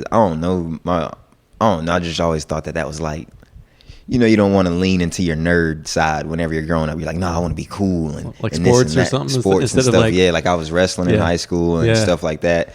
So I'm just like, nah, like that's like being on the stage is gay, as I'm wrestling dudes. Yeah, I know. Wearing your little superhero outfits, like you're like faces in some other dude's butt. Like, oh, it's gay to get up there and talk. It's like this is the gayest shit of all time. And I mean, it's not wrong to be gay, but it is. That's funny as fuck. Nah, y'all doing that lame stuff over there. I'm gonna go rub up on these dudes all sweaty like. Yeah, I don't know. Holding the mic on stage, it just seems like you might say a poem or something like gay. I don't like, but accidentally rhyme. And that was another thing in high school. I had a creative writing class in high school, and we had to write poems. Like we had to do a poetry slam every Friday. So I kind of didn't like that. Like I liked writing stories about. I had this Greek mythology thing that I was real nerdy on. So I wrote like a short story about a hero, kind of like a Percy Jackson type story. And when I did that, that's kind of always what I associated like comedy with. Like, oh, it's poetry. Like, kind of. Yeah. So then when I got older, I just kind of started learning, like, just lean into what you were given. Like, you're funny. Go be funny. Huh. Yeah, that's interesting. I mean, because I think... Yeah, I mean, I don't know. It's just a lot to process. I think there are those types of comics who just are that natural. Like I have Hillary on my mind because she just came on. Yeah. And she's like, I just, the first time I got up and did a set, I realized I've been doing comedy my whole life. Right. I'd already been like having a voice that captivates the room, being funny, and I'm like, well, okay, that's exactly not how it was for me. That's how it was. I'm glad that I didn't hear that when I started because, like, I you have to kind of be a little delusional about like. But it's different for everybody. Like there's comedians that start late and blow up. Like Yeah. that whole like Rodney Dangerfield Yeah. guy. Like there's a bunch of people that are starting late and blowing up because. Is there others besides Rodney? I know about him. Yeah, there's like who. You made me blank on it. There's somebody like recently, like that's like popping right now. Sorry, just send it to me later because I need to tape those Exactly. pictures on my. I need to like make my vision board of like people that started when they were old that got funny, because like. But it's like you know what your angle is. Like Yeah. I'm 23. I don't know who I'm gonna be like in 10 years. In 10 years, you're still gonna be a dad. Yeah. You're still gonna, you know what I mean? Like Yeah. you know, you kind of already got your thing. Yeah, that's true. I mean, I think one of the exciting things about you is that like the journey of becoming who you are is going to happen on stage too. So that can be kind of cool too. They're along for the ride, you know. If you're funny and people like that can kind of be the act for 10 years is like you becoming your adult self. That's what this next, like, I guess. I mean, you're already your adult self, but you know, it's just I getting still more got like, some growing up to do. For sure. I mean, I do too. It's, but I'm trying to push back on that and keep it silly, keep it like, because the thing I was saying about your brain, I think you get kind of solidified in your views, but being part of like in a room with comedians that are like being weird and different ages and a different culture, like that's a way to keep my mind flexible and stay young, like just being around it. So, you know, regardless of like fame or anything, or money, it's like, that's a gift that's like invaluable. Yeah. It's always a fun feeling too when you're at the open mic. I just like being in there. I don't know what it is. Like, especially, I don't know. I like Disclaimer, man. I just like being in there. Yeah, the shared experience is a magical thing. And those guys it feels like New York to me, bro, because you're downtown. Yeah, right. You go downstairs, get you a slice of pizza. And they've always just known, like, I mean, they've been doing, that's the first mic, you know, Asheville, I think it's like 15 years-ish old, and they've done it in all these rooms, and they just know when those guys do a show, it's like, it just feels like, like New York. Like, it feels like our Comedy Cellar. It did at the Southern. Her shows, yeah, too. Michelle, definitely. downstairs. I mean, all the bookers, love them all out there. You know, need anybody work. that's ever booked me. Need work. Yeah. Nah, it's fun though, man. It's just fun. Like, I like being around all the comedians too. It's fun. Just like, what I like about Asheville is so diverse. Like, there's no, like, I feel like in cities there's people be like, oh, they're a New York comic, or like, but like Asheville, it's like everybody's different. Everybody's got a whole different style. Like, you won't see the same like type comedian go up. I feel like the New York style is definitely like, it's like I don't know, Mark Normand or someone who right now is like feels it's like punchy, short, fast, and it's like, that's cool. But I agree, we kind of have our everybody will. I mean, that's why I think the Southeast is like, I always try to promote this on every episode, that like we're a younger region, but you look at hip hop and it's like, it's got to be from New York or LA, but then it's like Atlanta, Austin, all these places. So like it could be an asset that we're not locked into some New York way. We're making up some new shit or some weird Southern thing. And people think we're dumb. We're not dumb. It's just a weird Southern thing. That's why I don't want to go too far. Yeah. That's why I don't want to go too far from Asheville, because this is always gonna be home base, man. I got started up here, like remember like Root Bar, and Shakey's, and all. Yeah, yes sir. So what did you? I saw you did the Skull. Like, what else did you do in Atlanta? That's it. So like Petey told me, he's like, all right. He's like, you know, back at the bottom of the totem pole when you get down there. I was like, I know, because like it's like, I learned it, like it's all gonna be about who you know. So you got to get in. You got to, you know. It's going to be, you know, starting all over. But that's what it is. You got to show up consistently, prove that you're funny so that people will want to rock with you.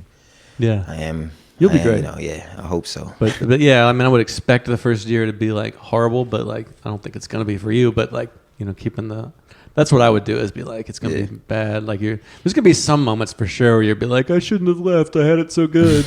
Like, oh, you think you're some big shot from Asheville? This is Atlanta now. I already know that's how it's gonna be. I'm like, man, That's cool though. I mean, you have like a good perspective. So like the journey of that. Plus, like, I'm already seeing it. Like, you know, open mics up here, it's show up, go up. Yeah. You got to email them like 2 months before to get on the open mic. Yeah. Down there, I was like, oh wow. You know, like Laughing Skull, that's how you got to do that one. And then there's one right up the street from my house where I'm going to be at. And so I looked at that one and I hit them up. I had to email them and they just emailed me back like, yeah, okay, we'll get you on the show in like 2 months, or on the open mic in like 2 months. I'm like, dang, this is for open mic, so I know the shows is gonna be different. I went to Smith's when I was there. I did a few shows and I went to that Wednesday mic, and like I got there like an hour before the sign up sheet dropped. I'm just sitting there like having a meal, and then like more comics start showing up, and then I'm not really that great at like walking into a cold room being like Ryan Cox, Asheville, or what. I just don't really like network well. And then so by the time the list drops, there's like already a huge crowd, and I'm trying to get up, and it's like filling up, and they're like, "You were here." They're like, and I'm like, "Guys, I was from out of town." I'm trying to. It was like I almost didn't even get on the show that I was there before, but then somebody was like, "Yo, he's from out of town. Put him up." I was like, "Thank you." Like somebody like saw me and helped me out, and then they start the show. Fucking TVs are on, music's blasting, everyone's just on their phones. Every person just has the worst ever. Like no one even acknowledges, and I was like, "This is what I fought to fucking get on." And this sounds like I'm saying Atlanta shit. I'm just saying this is like one big city mic, and I actually it was a cool experience. You know, it was like I driving home from that one. I'm like, yeah, I probably should have just like talked about the room, but like this is fucking ridiculous. Instead of trying, I still tried to do some of my jokes, and it's like they weren't listening. So, like.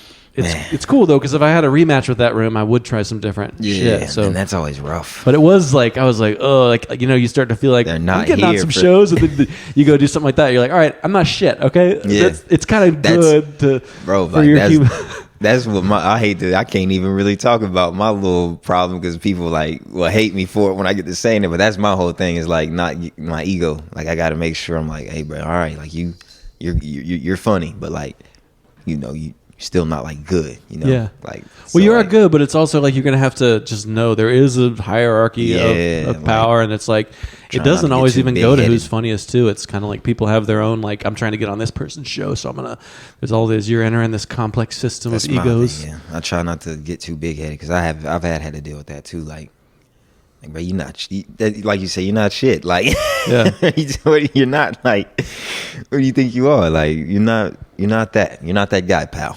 Well, Cody was on, and I mean, he's like really fun to talk to about this because he's like, wouldn't it be nice to go to some place where I am at the back of the line and work my way up and have to do that again because that's how I'm going to get better. Whereas like he's almost like in Asheville, people like me, the comics like me so much that I can't trust it, you know, a little bit. I mean, Cody's fucking hilarious. Of course he can trust it, but he's kind of like, he wants it to be hard. And I'm like, that's the right way to think about it. That's how I'm, like that's kind of why, another reason why I was changing the scene a little bit too. Cause it's like, once you get known, like, and I'm not like known in Asheville, like by the audience, I'm known by the comedians, but like once you get known for being funny, it's kind of like,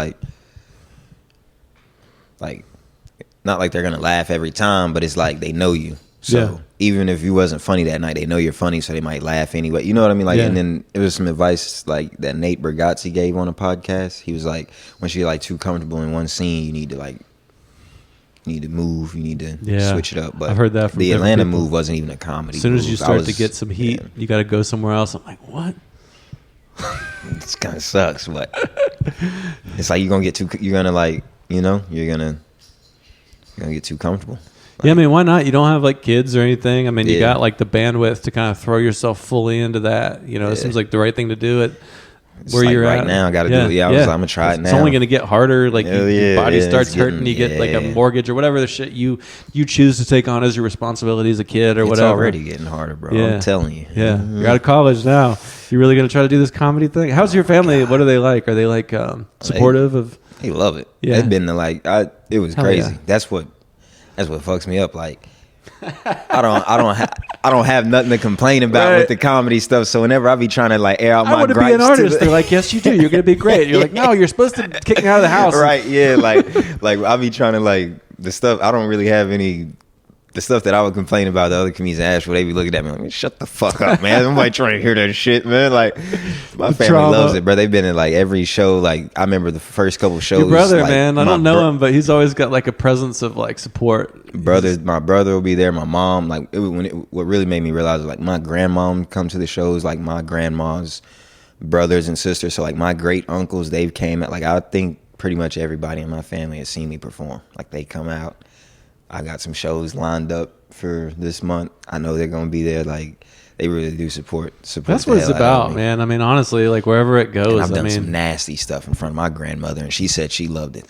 So it was like, all right, cool. You did one joke about like it being so good that you lie in bed afterwards and. Oh yeah, bro, that's the best. Yeah, that's the one. I've only heard you do that once, and it was like one of the first times I saw you do comedy. And there's been a few times I'm like, was that Dante? I'm sure in my mind I see you doing that joke and it fucking exploded the room. But I'm like, don't think I've.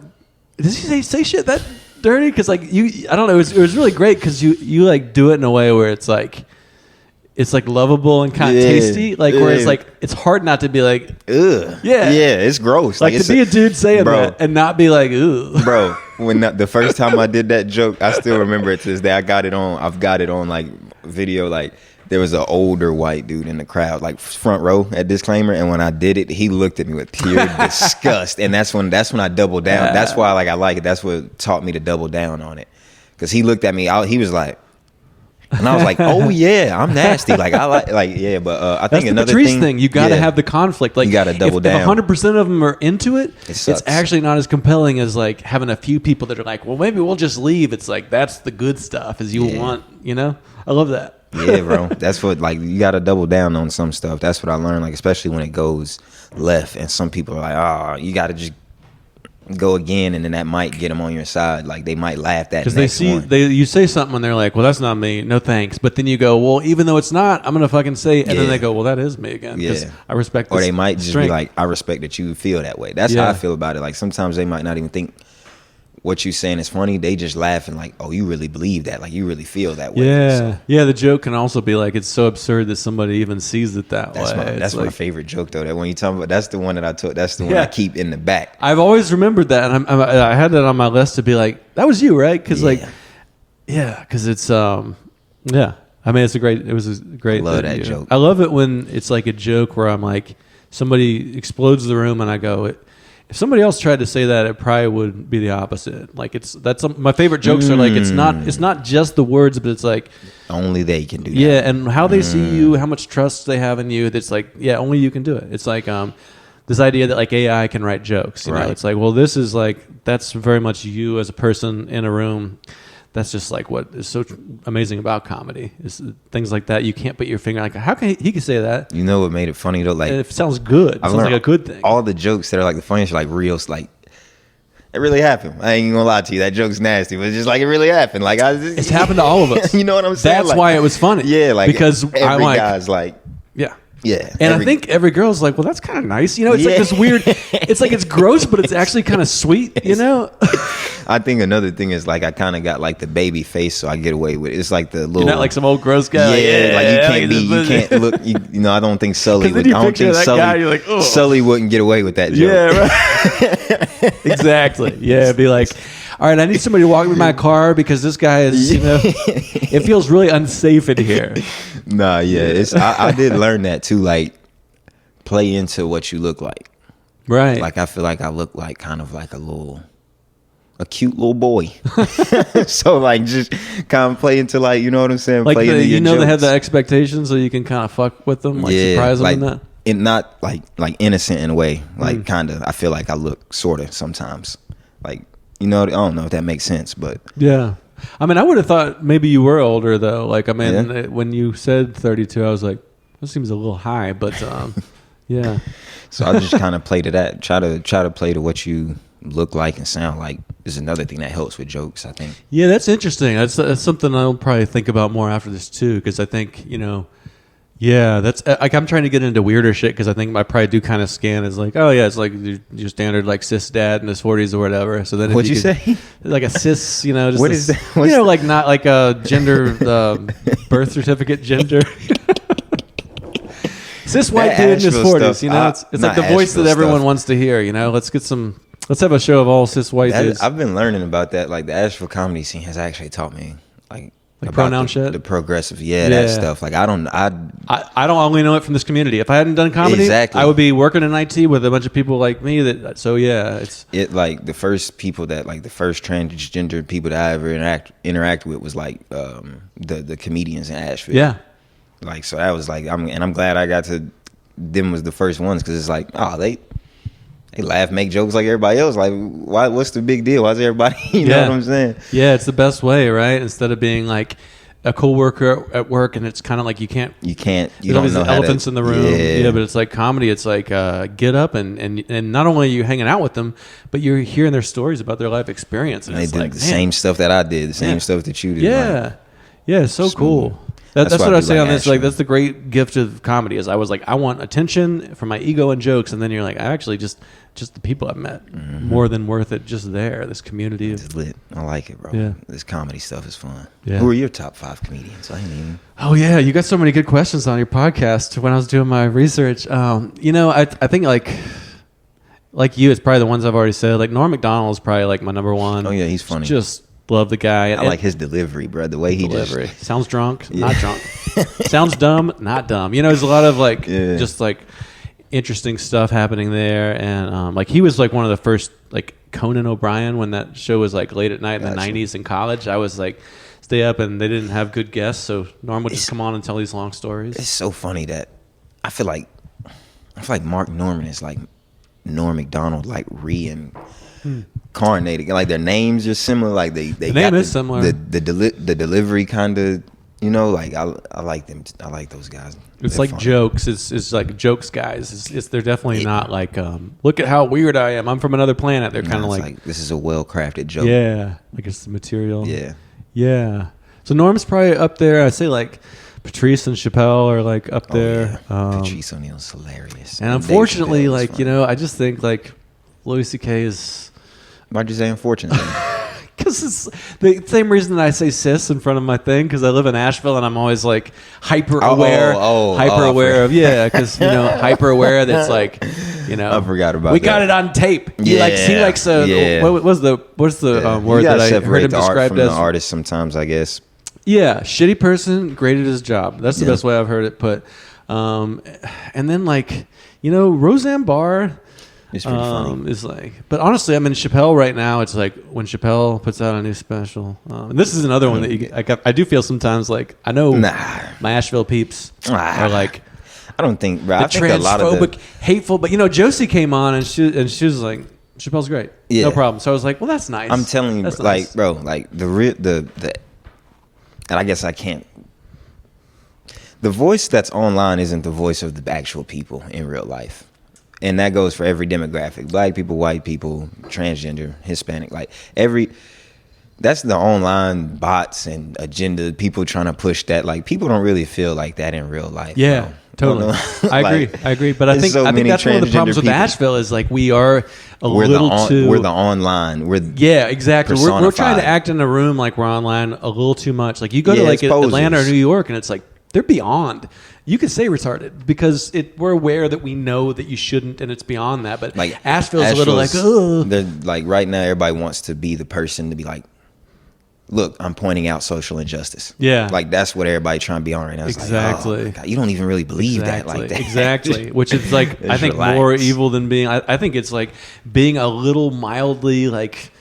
Not aware that you're closed-minded, but then you're like trying to be the hero, like virtue signal. Yeah, you just want to. You're trying to make yourself. You're even worse than that person. Yeah, exactly. There's something about that. So, yeah, I mean So I really like. I mean, to me, Chappelle is just. Yeah. I mean, I got to see him. I got to see him too. It's lit. Yes. I mean, just the like Miles Davis. Like music is comedy are the same to me, and like.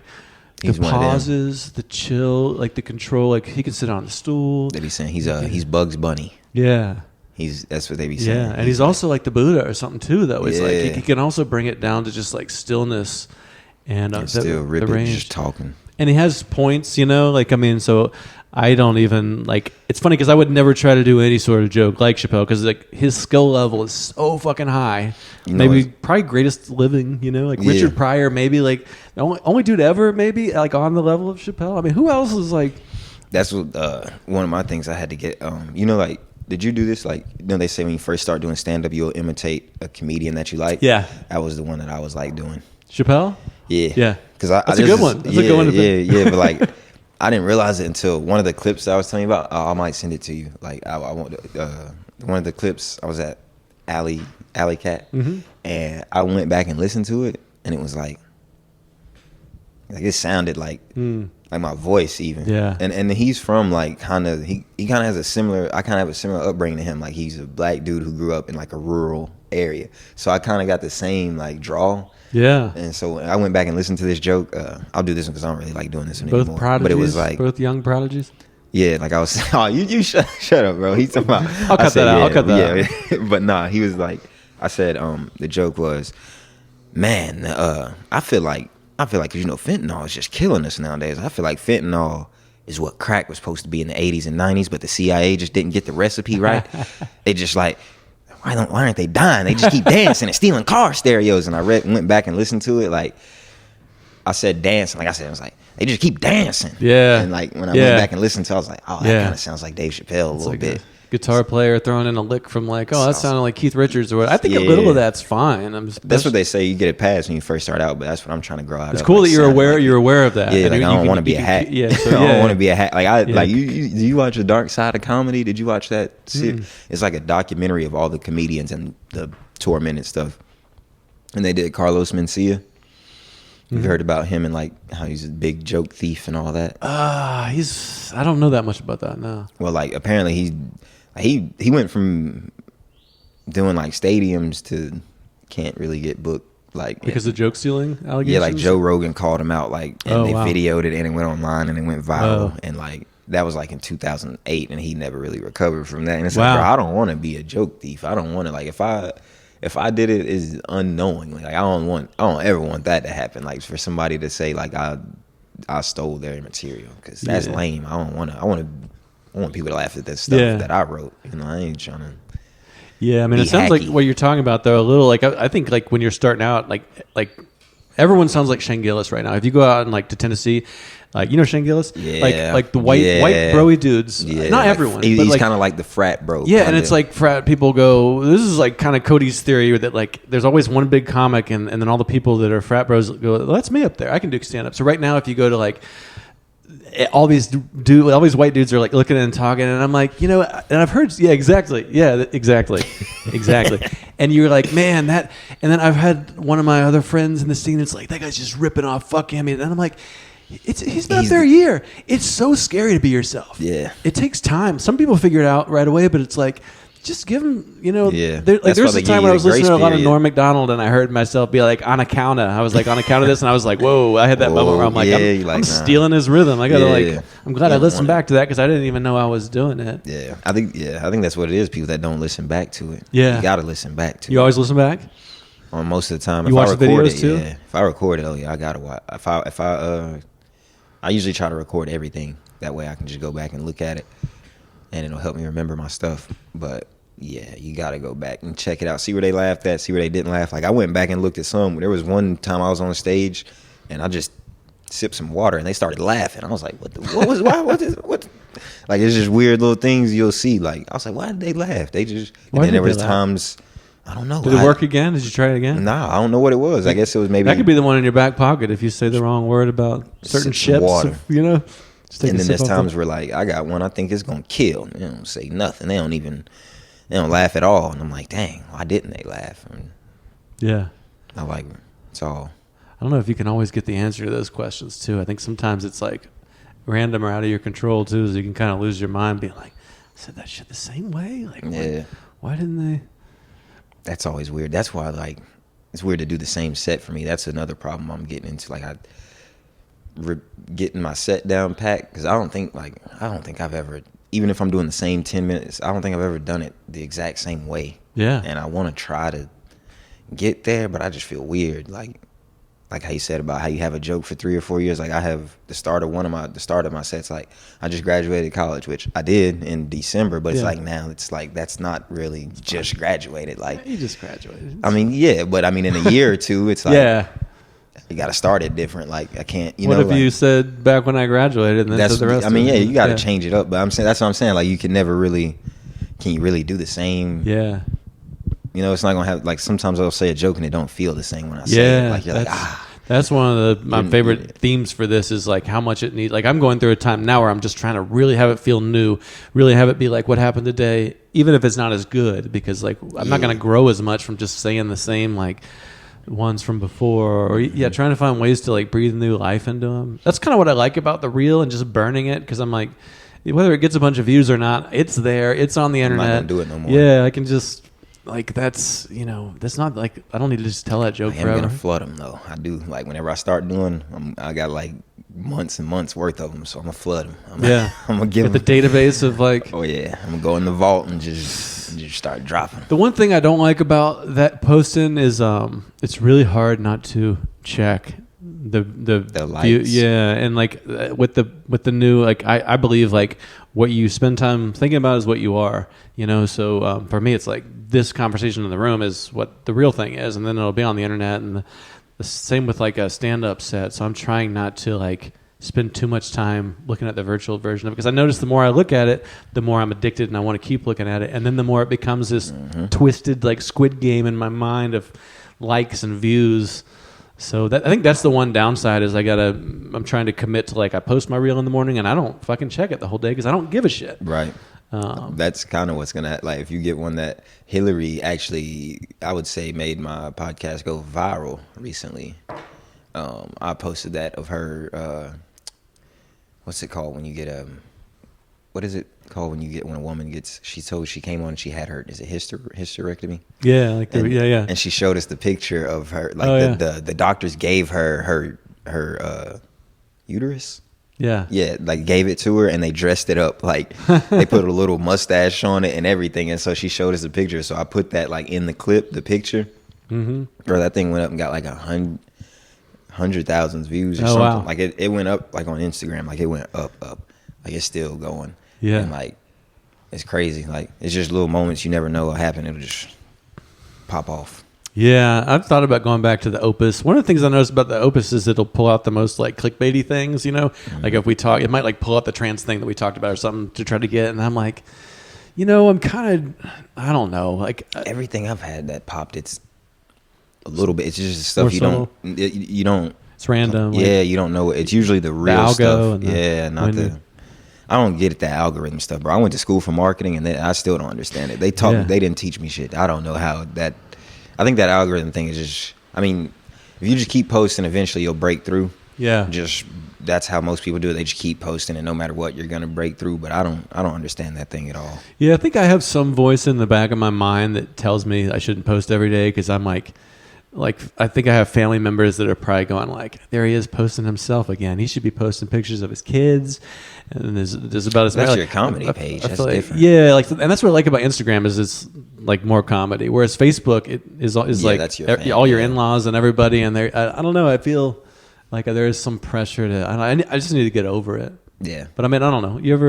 I guess your family like really supports you and all that, so maybe that makes it. I have been thinking like, dang, I haven't really posted anything but comedy related stuff lately. Like I be thinking like that, but then at the same time I feel like, man, podcast, you're cranking out episodes of those and there's lots of funny moments, so it's like you're still getting it up there. Yeah, I mean, you're putting up more than anybody else in our scene, right? I mean, it's about to slow down though, boy. I ain't gonna lie, because Atlanta, like I told you, Bryson, he's going into the Air Force, and then I'm moving to Atlanta, and then my other co-host, he's had some kids. He's had 2 kids since the podcast started. And then that's not gonna help. And then my other co-host, I mean, I think he'll be up here in Asheville. But I mean, I was trying to do like once a month. Like if I do get this monthly show going, I can just do maybe an episode a month, or I don't know how I'm gonna do it. I'm thinking what I'm gonna do now is take all the episodes that I have and start doing like, you ever seen like who was it, like Vlad TV and all them, where they'll take like just 3 minutes of the episode and put that on YouTube. Like I'll probably start doing that. Yeah. And I don't know. Maybe start another podcast. I don't know. I have no clue. Yeah. But I know I have the equipment, so I gotta do something with it. Yeah. I've thought about doing like some things like that, like taking, now that I've getting more long video podcasts, like taking just like 3-minute chunks and then shuffling and making like a 2-hour thing that shuffles them, because that's kind of how I like watching stuff. I kind of like it to like change, you know what I mean? Nobody's just gonna like watch 2 hours of us talking straight through. It just doesn't happen. I'll listen to it, and like to me, it blows my mind that anybody's watching podcasts, because I just like go running. I'm doing shit, so I'm listening to them. So people have just been like, you need to put up video. So I kind of only started doing it for them. I think it's insane to like watch this, but I guess maybe young people, like my theory is they have like multiple screens, so they have it on like a TV, and then they're doing something on their phone. It's usually what it is. It's kind of like you play it. Ambient. You're in it for the first like, I guess 20 to 30, and then you probably just got it on. But then it's like you listen. But then it's like they might have called. They got it on, and they're on their phone. But then they heard that funny part me and you was talking about, and they laugh at that. Yeah. So like, I guess that's how it works. I know I'll watch a whole episode of a podcast, like the podcast I really like a 85 South show. I like Bill Burr's Monday Morning podcast. Does he do video? Nah, only when he has a guest. Okay. If he has a guest, he'll do video. Okay. I don't see. Do you think you could do an hour or 2 hour podcast by I've never yourself? done any podcast solo. God, Even intros, I started trying to like be like, hey, we got Dante Quitman today afterwards, and I do it like 3 times, and it doesn't. This feels natural. Yeah. So I've just been dropping straight in, and I've had some people be like, you should do an intro, and I'm like, eh. So I try to just like. I like the idea of trying to do a solo one, but the times I've tried it, it's like doing your act in the mirror. You're like, I don't even Feels like weird. Yeah, it's like it feels like I'm an insane person. I don't like the mirror. I don't like the mirror or at the house. I like to do it in the car on the way there. If I'm by myself, driving by myself, Yeah. in the car on the way there. Podcast? I meant warm up for the set. Okay, When you warm up. said Yeah, I will talk to myself. But I think that way. that would be hard to do it by my. But I don't know what put I would them up talk on the- about. I don't Yeah. know what I would talk about for an hour straight, like by myself in a room by myself. Yeah. I'm not that narcissistic. I don't got that much ego. I like it though. Well, dude, we're at like an hour 45. Jesus. Should we I try to like go as far as we can, but I also try to be mindful of like the energy and stuff. This is a good place to wrap it up. Yeah, I think so. It's 2:30. We did like almost 2 hours, hour 45. So Nice. This is only my second podcast I've been on, so I enjoy it. hell yeah, man. Well, thank you for coming by. Appreciate you. Not used to being in this chair. Yeah. All right. Thanks, Dante.